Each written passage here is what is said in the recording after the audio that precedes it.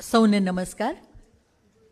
ઉદ્ઘાટન સત્રમાં બીજ ભાષણમાં મેં જે એક ભૂમિકા એક વ્યાપક સ્તર પર આપી હતી, હવે આ 4 વ્યાખ્યાનોમાં આપણા મહત્ત્વના સ્વરૂપો એને વિશે દ્રષ્ટાંત સાથે અને બહુ જ સુંદર, બહુ જ સારા વક્તા છે એટલું ને બહુ સારા અભ્યાસી છે આ બધા, એટલે ખૂબ આનંદ થશે એમને સાંભળવામાં. અને દ્રષ્ટાંતો એટલે તમને ખ્યાલ આવશે કે ગુજરાતી નારી લેખન કેટલું સમૃદ્ધ છે. અને આપણે ત્યાં મેઇન સ્ટ્રીમમાં કેટલીક ચર્ચા થાય છે, જરૂર થાય છે, બિલકુલ નથી થતી એવું કહી જ ન શકાય, પણ એ ઉપરાંત પણ કેટલી બધી કલમ ખૂબ સરસ રીતે કામ કરી ચૂકી છે એનો એક ગ્રાફ હવે પછીના વ્યાખ્યાનોમાં મળવાનો છે. હું સૌથી પહેલાં પ્રોફેસર ડૉક્ટર વર્ષા પ્રજાપતિને ગુજરાતી કવિતામાં મહિલા લેખનનું ક્ષેત્ર કેવું છે એને વિશે વાત કરવા માટે આમંત્રણ આપીશ. એમણે એ પોતે ગુજરાતીના અધ્યાપક છે વર્ષોથી, ખૂબ અભ્યાસી છે, ખૂબ સારા કવયત્રી પણ છે. અને હમણાં મેં ઉલ્લેખ કર્યો હતો એ રીતે જુઈ મેળો જે વાર્ષિક અધિવેશનમાં સન્માન આપે છે એ રીતે શ્રેષ્ઠ કવયત્રીનું પારિતોષિક એમને અપાયેલું છે. ઉપરાંત કલા ગુર્જરી એનું પારિતોષિક પણ એમને મળેલું છે. એમના કાવ્ય સંગ્રહને વિવેચન સંગ્રહ એમના પ્રકાશિત થયા છે અને ખૂબ ઊંડાણથી એ કૃતિઓનો અભ્યાસ કરે છે. કૃતિલક્ષી વિવેચનમાં પણ એમની ખૂબ સરસ, એટલે જે સમતોલપણું આપણે કહીએ એ આપણે જોઈ શકીએ છીએ. એમને હું એમના વ્યાખ્યાન માટે આમંત્રણ આપું છું. ડૉક્ટર વર્ષા પ્રજાપતિ.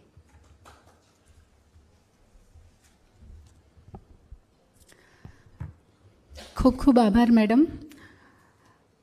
કેન્દ્રીય સાહિત્ય અકાદમી તથા ગુજરાત સાહિત્ય અકાદમીના સંયુક્ત ઉપક્રમે ગુજરાતી નારી લેખન એમાં કવિતા ક્ષેત્રે મારે તમારી સાથે વાત કરવાની છે. સૌપ્રથમ અકાદમીનો કેન્દ્રીય સાહિત્ય અકાદમી અને ગુજરાતી સાહિત્ય અકાદમી બંનેનો બેવડો હું અત્યારે જ આભાર માની લઉં છું અને સારી રીતે નોંધ લેવા બદલ ઉષાબેનનો આભાર માનું છું. એમના બીજ વક્તવ્યમાં અને જહાં સાહેબના અધ્યક્ષીય પ્રવચનમાં અને જયેન્દ્રસિંહની પણ વાતમાં જે તથ્યો અને સત્યોની વાત થઈ નારી લેખન પાછળની, એના જે મુદ્દા એમણે રજૂ કર્યા એ એક ભૂમિકા હતી. પણ હવે મારે જે વાત કરવાની છે એ સર્જન વિશેની વાત કરવાની છે કે આ નારીવાદી સાહિત્ય અથવા તો નારી ચેતના પ્રધાન સાહિત્ય કઈ રીતે અને ક્યારથી અસ્તિત્વમાં આવ્યું છે એની મારે વાત કરવી છે. હું અહીંયા ઇતિહાસ પુરાણની પણ વાત કરી શકું, પણ એટલો સમય હું અહીંયા લેવાનું ટાળું છું, કારણ કે આપણે તો સૌ જાણીએ છીએ કે આ જગતની ઉત્પત્તિના કેન્દ્રમાં જો બ્રહ્માજીને એકલા બ્રહ્માજી પણ કંઈ નહોતા કરી શક્યા, સરસ્વતીનું આહ્વાન કરવું પડ્યું હતું. સૌંદર્ય તો જોઈશે જ. ત્યાંથી જો સ્ત્રીની જરૂર પડતી હોય અને દેવી ભાગવતમાં જેવા ઉલ્લેખો છે એ રીતે જો અસુરોને પણ મારવા માટે માં ભગવતીને પ્રગટ થવું પડતું હોય તો પછી આનાથી તો બીજી ઉત્તમ કઈ વાત હોઈ શકે. અને એનાથી આગળ કહું, હવે હું મધ્યકાળની જ વાત કરી સીધી. મધ્યકાળમાં ખૂબ સારું કામ થયું છે, પણ એના મૂલ્યો જે છે એ ભક્તિ કે જ્ઞાન કે પછી ઉપદેશ એ એના મૂલ્યો રહ્યા છે. એટલે કૃષ્ણ કેન્દ્રિત કવિતા અને રામકૃષ્ણ ભક્તિની વાત, એમ કહીએ કે જે સંત પરંપરાની જે પણ વાત આવે છે તો આખો મધ્યકાળ તમે જોશો તો સ્ત્રી કવિત્રીઓથી પણ ભરેલો છે. થોડાક ઉલ્લેખો અહીંયા મારે કરવા છે. એવા સ્ત્રી કવિત્રીઓમાં સૌપ્રથમ આપણે મીરાબાઈનો ઉલ્લેખ કરીએ, જે સાધુ સંતો વચ્ચે મધરાતે પણ ઘૂંઘરું પહેરીને નાચી શકે એ કેવી ક્રાંતિકારી હશે. આ આપણું નિરીક્ષણ છે. એમના મનમાં એવા કોઈ ભાવ નહોતા કે એ પોતે ક્રાંતિકારી છે. એમના મનમાં માત્ર ને માત્ર કૃષ્ણ ભક્તિ હતી. તો આ પહેલું એમનું ઉદાહરણ. એના પછી પણ આપણે બહુ જ બધી કવિત્રીઓના નામ અહીંયા લઈ શકીએ, જેમ કે કૃષ્ણાબાઈ છે, ગૌરીબાઈ છે, જાનકીબાઈ છે, રાધાબાઈ છે, ગંગા સતી પાનબાઈ પણ છે. સતી તોરલને પણ યાદ કરી શકીએ. તમે જુઓ, નિજિયા ધર્મ મહામૂળ ધર્મ પંથની જે વાત છે, આપણે ત્યાં સંત પરંપરામાં બહુ ઓછી એવી કવિત્રીઓ થઈ કે જેમણે આ પ્રકારનું સાહિત્ય આપ્યું છે, જેમણે પુરુષોને પોતાના પતિઓને સાથ આપ્યો છે અને એક માર્ગ ચીંધ્યો છે. તો ઝાંખું કશું નથી પડ્યું અહીંયા પણ મધ્યકાળમાં, કારણ અહીંયા ભક્તિ, અહીં જ્ઞાન, અહીં ઉપદેશ એ જ એના જીવન મૂલ્યો હતા. પણ આ જીવન મૂલ્યો પછીથી બદલાયા છે. બરાબર. તો હવે એનાથી આગળ જઈએ. થોડીક વાત હું એમ પણ કરીશ અહીંયા કે આપણે ત્યાં આ જે મધ્યકાળની સ્ત્રી કવિયત્રીઓ છે એના વિશે ક્યાં કામ થયું છે અને કેવી રીતે કામ થયું છે. મેડમે બહુ સરસ વાત કરી કે વિવેચનમાં બહેનો કામ કરે છે. હું સૌપ્રથમ એમનું જ નામ દઈશ. કેમ? કારણ કે એમણે એક સંપાદન આપ્યું છે રાધા કૃષ્ણ વિના કશું બોલમાં, અને એમાં મધ્યકાલીનથી માંડીને બધી જ કવિયત્રીઓની કવિતાઓનો એમણે સમાવેશ કર્યો છે. હું અહીંયા કાલિંદી પરીખનું પણ નામ દઈશ. એમણે ભારતીય નારી સંતોનું કાવ્યાકાશ એવો ગ્રંથ પ્રગટ કર્યો છે, જે હમણાં જ પ્રગટ કર્યો છે એમણે પણ. તો એમાં પણ આ કામ એમણે કર્યું છે.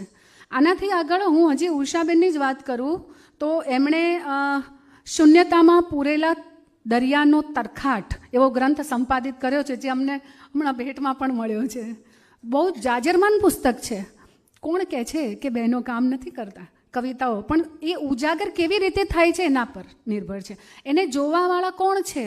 આવા જેને એમ કહેવાય ને કે ઝવેરી હોય ઉષાબેન જેવા, તો એ આ બધું સમેટી સંકલિત કરી અને સાહિત્યમાં જેમ કહીએ છીએ ને કે સાહિત્ય શું કરે છે, સમાજને દર્પણ બતાવે છે. એ વાત અહીંયા આપણે આ પુસ્તક દ્વારા પ્રગટ થાય છે.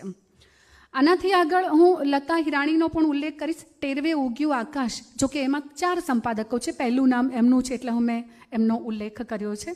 ગીતા પરીખના પુસ્તક વિશે મેડમે વાત કરી કે 70 ગુજરાતી કવિત્રીઓ એવું એક સરસ પુસ્તક છે, અને એમાં ખૂબ કવિત્રીઓ વિશે એમના સંશોધન વિશે કામ થયું છે.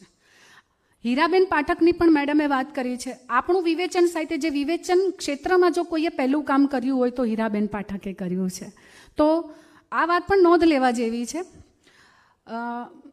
ઉષાબેન વિશે હજી એક વાત કરવી છે. આજનો જે એમ કહીએ ને કે આધુનિક અને પછી અનુઆધુનિક આ જે સમયગાળો ચાલી રહ્યો છે, અને એમાં આપણે જોઈ રહ્યા છીએ કે કેટલો બધો એમ કહેવાય ને જે ખાલીપો જેટલો પડ્યો હતો સ્ત્રી કવિત્રીઓમાં, એ બધો દૂર થતો જાય છે. અછાંદસ, ગીત, ગઝલ, નોટ ઓનલી પોએટ્રી, ખાલી કવિતા નહીં પણ ગદ્યના ક્ષેત્રે પણ પૂર બહારમાં સર્જન બહેનો દ્વારા થઈ રહ્યું છે, અને એની નોંધ સમયાંતરે લેવાઈ રહી છે. તો આ એક વાત. પછી કથા સાહિત્યમાં મારે અત્યારે એ વાત નથી કરવી, ખાલી ઉલ્લેખ કરું છું કે ઉર્વશી પંડ્યાનું પણ એમનું પણ યોગદાન ખરું, અને શરીફા વીજળીવાળાનું પણ ખરું. હવે જે મુદ્દાની વાત કરું તો આધુનિક સ્ત્રી કવિઓની વાત કરવી છે. પૂર્વે જે ગીતાબેનના પુસ્તકમાં ઉલ્લેખ છે 1960થી 1982, એમાં એ તબક્કામાં એટલી બધી કવિત્રીઓ છે, અને બધાની કવિતામાં માત્ર મધ્યકાળની અસર નથી, એ ઓછી છે, અને સૌંદર્ય વધારે છે, પ્રકૃતિ પ્રેમ વધારે છે.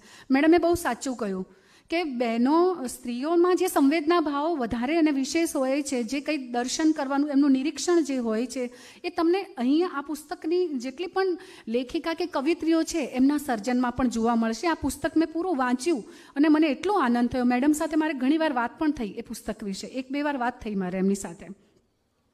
સવિતા લક્ષ્મી હોય કે ઇન્દુ મહેતા હોય. સવિતા લક્ષ્મીની એક પંક્તિ હું તમને સંભળાવું છું કે વાયરા વાયા વસંતના હો રાજ. અહીંયા તમને નાનાલાલની અસર પણ દેખાય, કેમ કે એ જે તે કવિ જ્યારે હોય તે જે કાળમાં હોય એ કાળમાં એના સમકાલીનોની ક્યાંક ને ક્યાંક તો અસર પડવાની છે. તો ત્યારે પ્રકૃતિ રાગ વધારે ગવાતો હોય તો સ્વાભાવિક છે. પણ જુઓ, મારે તમને જે કહેવું છે એ છે કે પ્રકૃતિ દર્શન ત્યાંથી શરૂઆત થાય છે. એવી જ રીતે ઇન્દુમતી મહેતા છે તો એમણે સંજીવની નામનો કાવ્ય સંગ્રહ આપ્યો. એ જ રીતે લીના મંગળદાસ ઉડતા બીજ કરીને કાવ્ય સંગ્રહ આપ્યો. હીરાબેન પાઠક એમણે પરલોકના પત્ર જે મેડમે ઉલ્લેખ કર્યો એ પુસ્તક આપ્યું છે એમણે. એની સરૈયાએ તો કેટલા બધા સંગ્રહ આપ્યા, નુપુર, તારલિયા, સ્ટાર, મોતીડા. અને મારે બીજી પણ એક વાત કરવી છે કે આ જે કવિત્રીઓ છે ને એમનું તો બાળ સાહિત્ય વિશેષ છે. આ 70 કવિત્રીઓનું જે બીજી કવિતાઓ આવી સૌંદર્ય બોધની એ તો પછી આવી. બાળ સાહિત્યની કવિતા એમની પાસેથી આપણને પ્રથમ મળી. ગીતા પરીખનો પૂર્વી કાવ્ય સંગ્રહ હોય કે ચંદા દલાલનો નિર્જરા હોય કે જયા મહેતાનો વેનિસન બ્લાઇન્ડ હોય, લીના ત્રિવેદીનો પ્રસૃતિ ચિત્રવાળું એક કાવ્ય છે કે પ્રસૃતિની પીડા કેવી હોય. લખે છે કે બંધ આંખોમાં પીળો ચટ અંધકાર, અંગે અંગમાં વેદનાના ઉગ્યા થોર, બંધ મુઠ્ઠી ખોલતા જોયો પ્રકાશ. આ સ્ત્રી કાવ્ય પણ એમનું એક ઉત્તમ છે. એ કેવું છે, તણાતી ગઈ તણાતી ગઈ તણાતી ગઈ ને તૂટી એક ટુકડો પત્ની, બીજો ટુકડો ગૃહિણી, ત્રીજો માં, અસંખ્ય ટુકડામાં વિભાજિત થઈ રેત બનીને રણમાં પથરાતી રહી પથરાતી રહી પથરાતી રહી. તો પોતાનો અવાજ આવ્યો ને બહાર, એમાંથી આ કવિતામાં તમને જોવા મળશે. અછાંદસ જ છે. અછાંદસ તો ત્યાંથી પણ શરૂ થયું છે. બહેનોએ સૌથી સારા અછાંદસ એ ગાળામાં પણ આપ્યા છે ને. આપણે એમ કહીએ ને કે 2000 પછીના જે વર્ષોમાં સાહિત્ય લખાયું એમાં જેમ પુરુષની લેખીનીમાં અછાંદસ આવ્યું એટલું જ વિશેષ અને સૂક્ષ્મ રૂપે સ્ત્રીઓની કલમમાં પણ આવ્યું છે. પછી એ નીતા રામૈયા હોય, પ્રીતિસેન ગુપ્તા હોય, રક્ષા દવે હોય, પુષ્પા ભટ્ટ હોય, કપિલા ઠાકોર હોય, બહુ જ બધા છે અહીંયા. હવે હું અહીંયા એક બે કવિત્રીઓની વાત કરીશ, પન્ના નાયકની પણ. પ્રવેશ અંતિમે વિદેશીની દ્વિદેશીની, બંને બહુ સંપુટ છે, સરસ. પન્ના નાયકને વાંચો. મેડમે એનો ઉલ્લેખ કર્યો છે, હું વધારે નહીં કરું, પણ જે પોતાને એક સ્ત્રી ભાવે પોતાને જે સમજવાની વાત છે અને એને લખવાની જે ખુમારી છે એ પન્ના નાયકમાં વિશેષ છે. એટલે એ રીતે એ ગીતા પરીખ કરતાં થોડા જુદા પડ્યા છે. ગીતા પરીખ સૌમ્ય કવિયત્રી છે અને પન્ના નાયક એકદમ ખુમારીવાળા કવિયત્રી છે. સ્વરૂપ ધ્રુવની પણ વાત કરવી જોઈએ. મારા હાથની વાત, સહિયારા સૂરજની ખોજમાં, હસ્તક્ષેપ, સળગતી હવાઓ, 4 સંગ્રહ આપ્યા. જેમાં કહીએ કે દલિતવાદ પણ આવ્યો, જાતિવાદ આવ્યો, રાજકારણ વિશેની વાતો આવી. એટલે તેજાબી કવિયત્રી છે. અને એવું નથી કે એમનું કાવ્યત્વ પણ એટલું ઊંચા લેવલનું. અને એમને જે પ્રગટ કરવું છે કવિતામાં એ પાછું એક સ્વરૂપ નહીં, ગીત પણ હોય, ગઝલ પણ હોય અને અછાંદસ પણ ઉત્તમ હોય. ક્યાંક તો ગરબાની લઢણમાં પણ એમણે કાવ્યો લખ્યા છે. મેં 4 સંગ્રહો વાંચ્યા અને મને એમ લાગ્યું કે કાવ્યત્વથી ભરપૂર હોવા છતાં પણ કોઈ એક જ વિષય કે અથવા તો એવા જ પ્રકારના વિષયમાં એ વધારે રચ્યા પચ્યા રહ્યા છે એમની કવિતામાં. એટલે કદાચ એમ કહીએ કે સૌંદર્ય બોધવાળી જે ભાવનાની આપણે વાત કરી રહ્યા છીએ કવિતામાં એ થોડી ઓછી પડે, પણ એમની કવિતામાં કાવ્યત્વ તો જરૂર છે. સ્વરૂપ ધ્રુવની મેં વાત કરી એમ. એ જ રીતે સંસ્કૃતિ રાણી દેસાઈ છે તો એમણે સૂર્યો જ સૂર્યો એક સંગ્રહ આપ્યો છે જેમાં સૂર્યના પ્રતિકાર્થ પણ આપ્યા છે. મનીષા જોશીએ કંસારા બજાર, કંદમૂળ અને છેલ્લે 2020માં થાક કાવ્ય સંગ્રહ આવ્યો. એમની કવિતામાં પણ આ છે ભાવ. કેવા ભાવ? તો ભાઈ રસોડાના પણ ભાવ આવે ક્યાંક, એટલે બજારની પણ વાતો આવે, સ્ત્રીની અંદરની ચેતનાની વાત આવે. ડાયસ્પોરિક કવિયત્રી છે. પન્ના નાયક પણ ડાયસ્પોરિક કવિયત્રી છે. પણ જો કે ડાયસ્પોરિક હોય કે ભારતીય કવિયત્રી હોય, એનો જે ભાવ છે, એનો જે વિચાર છે એ કેન્દ્ર એની એ જ જગ્યાએ છે, સમાન રીતે છે. ઉષા ઉપાધ્યાયની પણ આપણે વાત કરીએ. જળ બિલ્લોરી, અરુંધતીનો તારો, શ્યામ પંખી અવ આવ, 3 સંગ્રહ એમણે આપ્યા છે. અને શ્યામ પંખી અવ આવ એ તો કદાચ રિપ્રિન્ટ પણ થયા છે, એની બીજી આવૃત્તિ પણ થઈ છે.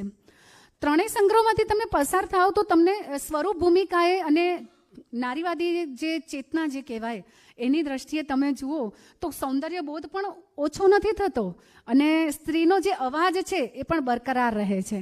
તો બેવડી ભૂમિકાએ કામ કરવું કવિતામાં એ પણ અઘરું છે સ્ત્રીઓ માટે ખાસ, પણ એમણે બંને રીતે બહુ સરસ રીતે નિભાવ્યું છે. અને એમાં પણ એમાં સ્વરૂપની જો હું વાત કરું તો ગીતોમાં તો એમનો છાંક બહુ જ સુંદર છે. ગઝલમાં એક ઠરાવ છે અને ગીતોમાં તો તમે કલ્પનામાં ઉડ્ડયન કરી શકો.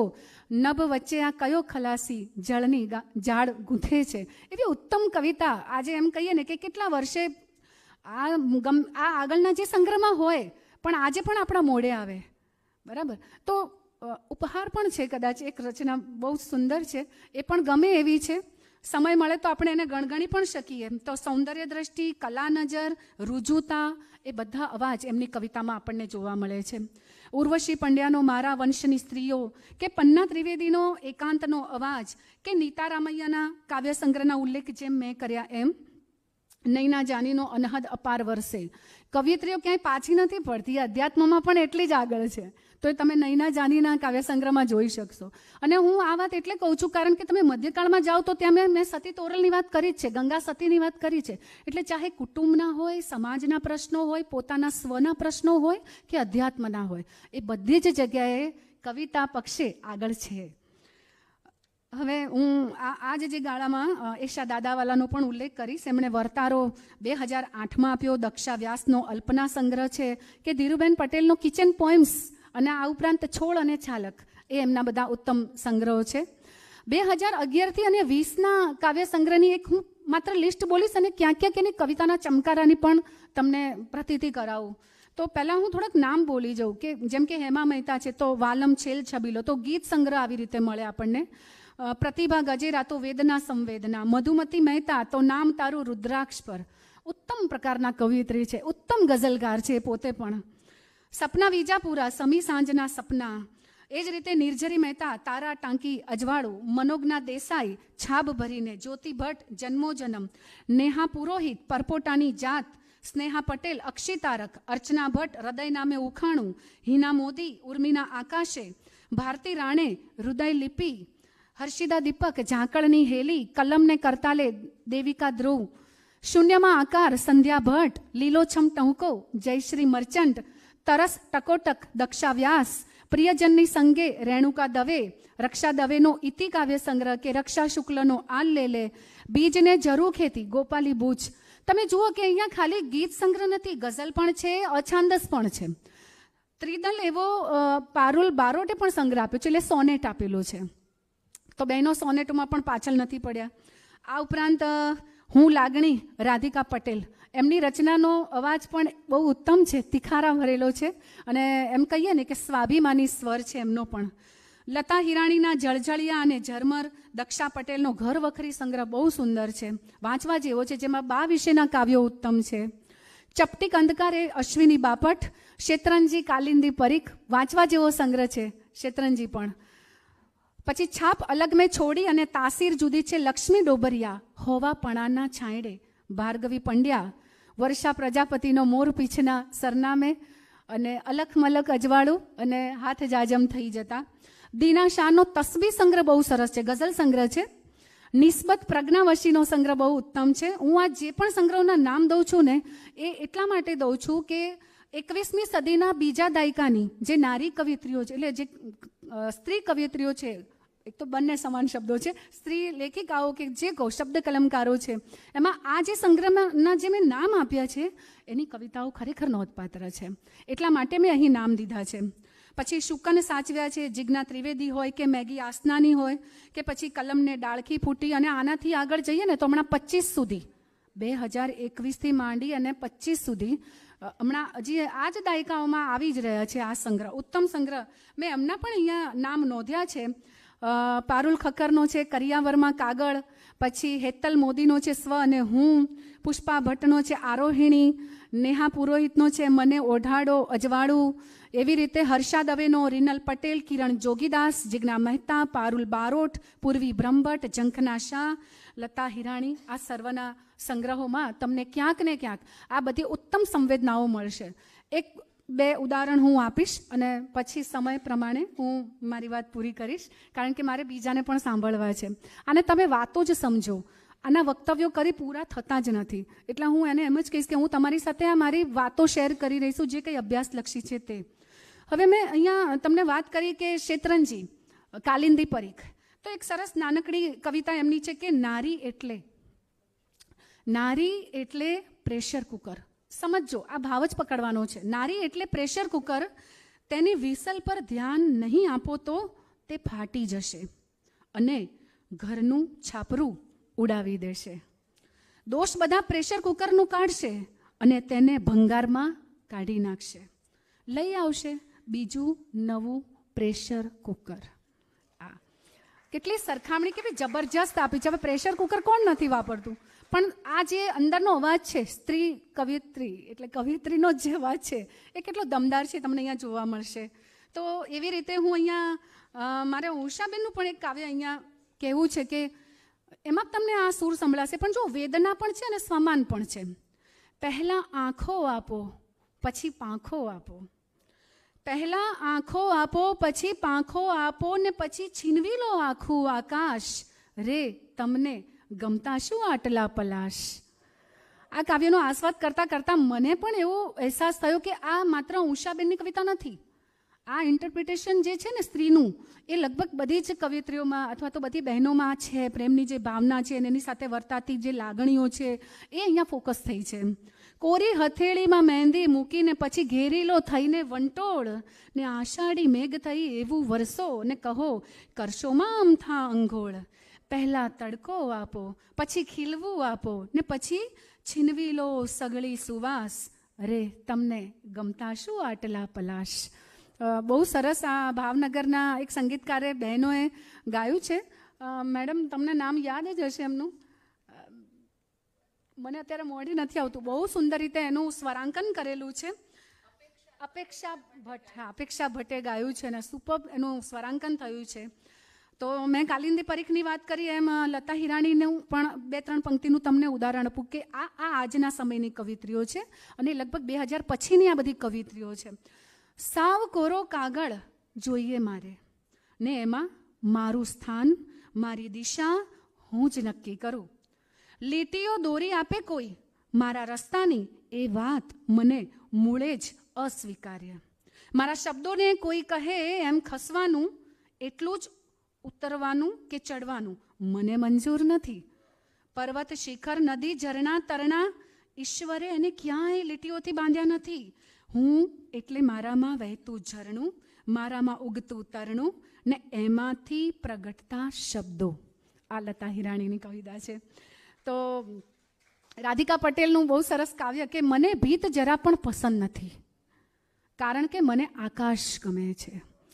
ભીત અને આકાશનો આખો જે સંદર્ભ લઈને આવે છે, કેટલી મોકળાશથી વાત કરી દીધી 2 શબ્દોમાં, ભીત અને આકાશ. આખી વાત જ જુદી થઈ ગઈ. મને ભીત જરા પણ પસંદ નથી, કારણ કે મને આકાશ ગમે છે. હું કંઈ કીડી નથી કે ચાલ્યા કરું હાર બંધ. હું કંઈ કીડી નથી કે ચાલ્યા કરું હાર બંધ. હું ગરોળી પણ નથી કે રાહ જોયા કરું. હું ફેંકી દઉં મારા કપાળનો સૂરજ આ ભીત પર, તો ક્ષણમાં રાખ બધુંય. આ છે રાધિકા પટેલનો અવાજ. તો રક્ષા શુક્લનું એક સસલી કાવ્ય તમે સાંભળ્યું જ હશે ક્યાંક ને ક્યાંક. એક સસલીએ પાડી કાંચીસ, એને સમજાતું કે અમથું આ અંકલજી આપે છે કેડબરી કીસ. એક સસલીએ પાડી કાંચીસ ગીતમાં આ વાત લઈને આવે છે. ગીતમાં ખાલી સૌંદર્યબોધ આવે છે એવું નથી, એમાં આ બધી સમસ્યાઓ, આ પ્રશ્નો જે આજના છે એ પણ આવે છે. તો વર્ષા પ્રજાપતિ પણ કહે છે કે મોટા મોટા મહેલો જોઈ ઝળહળવાનું નહીં, નાની અમથી ભીત ભલે હો થરથરવાનું નહીં. ને આંસુને મેં કહી દીધું છે ઝરમરવાનું નહીં. આંસુને મેં કહી દીધું છે ઝરમરવાનું નહીં. ભીડ પડે તો સુકાઈ જાજે કરગરવાનું નહીં. તો આ આજની નારીઓના અવાજ છે. તમે જુઓ તો નેહા પુરોહિત કહે છે કે ચૂપ રહો તો સારું, હરી તમારા લાખ તમાશા હવે નહીં ભંડારું. હરિની સામે થઈ જતી આ કવિત્રી છે. તો બીજી એક વાત કરી અને પછી હું મારી વાતને સમાપ્ત કરીશ કે ગોપાલી બુચ કહે છે હાસ્યો કાવ્યમાં કે કોરા કાગળમાં અણસમજે અવતરેલા પહેલા અક્ષર જેવો તું, ઉકેલું એ પહેલાં તો હું ભૂસાતી ચાલી હાસ્યામાં. હમણાં મેડમે જે ઉલ્લેખ કર્યો ને નીતા રામૈયાની કવિતાની, એ અહીંયા આપણને બંધ બેસે છે. અને પૂર્વી બ્રહ્મભટ્ટ કરી વિદ્રોહ સૌ સામે જરા હિંમત બતાવી છે. કરી વિદ્રોહ સૌ સામે જરા હિંમત બતાવી છે. મેં ખોવાયેલી મારી જાતને ખુદથી મળાવી છે. અહીંયા ક્યાંય કરગરવાની વાત આવતી નથી, પણ ખુદને મળાવવાની જે વાત છે, આત્મસન્માન જાળવવાની જે વાત છે એ પણ તમને જોવા મળે. તો પારુલ ખખ્ખર પણ કહે કે નવેસરથી બધું આલેખવા તૈયાર છું હું, ગમાડી ના શકો તે છેંકવા તૈયાર છું હું. તો આવા બધા મિજાજ તમે આ બધી કવિતાઓમાં માણી શકશો. 21મી સદીના પ્રથમ દાયકામાં ભલે ઓછા સંગ્રહ સ્ત્રી કલમોમાંથી આવ્યા હોય, પણ હું કહીશ કે 2011થી અત્યાર સુધીના જેટલા પણ કાવ્ય સંગ્રહ આવ્યા છે, ભલે ગઝલ વધારે લખાઈ છે, અછાંદસ વધારે લખાયા છે, ગીતો ઓછા લખાયા છે, પણ ક્યાંક ને ક્યાંક જેને જે પોતાની સ્વતંત્રતા પ્રમાણે અને પોતાને જે સ્વરૂપમાં જે ભાવ ઢાળવાનું મન થયું એ સ્વરૂપને અપનાવીને પણ એમણે તો પોતાની વાત કરી જ છે. અને આટલી વાત સાથે હું વિરમું છું, કારણ કે મારે બીજામને પણ સાંભળવા છે. આપ સૌએ મને શાંતિથી સાંભળી. ધન્યવાદ.